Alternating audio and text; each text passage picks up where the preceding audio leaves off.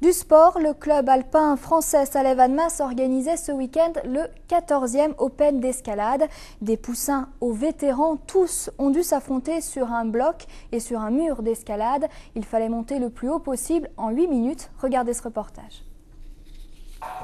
Julie, 11 ans, grimpe depuis qu'elle a 3 ans avec ses parents et son grand-père.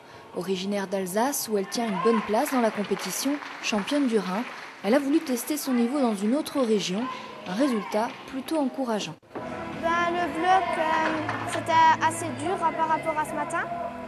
Et j'ai réussi au 7e essai. Et les voies, c'est la première fois que j'ai fait une voie aussi dure par rapport aux autres compétitions. Il s'agit d'une compétition complète puisque 2 épreuves sont représentées, le bloc et la difficulté, c'est-à-dire le mur. Alors, les compétiteurs au niveau des blocs sont jugés, donc ils doivent tenir la prise la plus haute, je dirais, à 2 mains. Et en termes de difficulté au niveau des voies, c'est celui qui sort la voie, c'est-à-dire qui arrive au sommet. Il leur faut beaucoup de réflexion, de force et d'agilité pour arriver à réussir.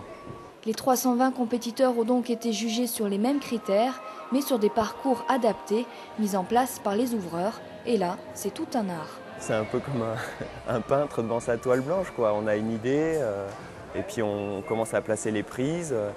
On se sert de son vécu en escalade, donc les mouvements qu'on a déjà grimpés sur les falaises, sur les compétitions, tout ça, ça fait un vécu.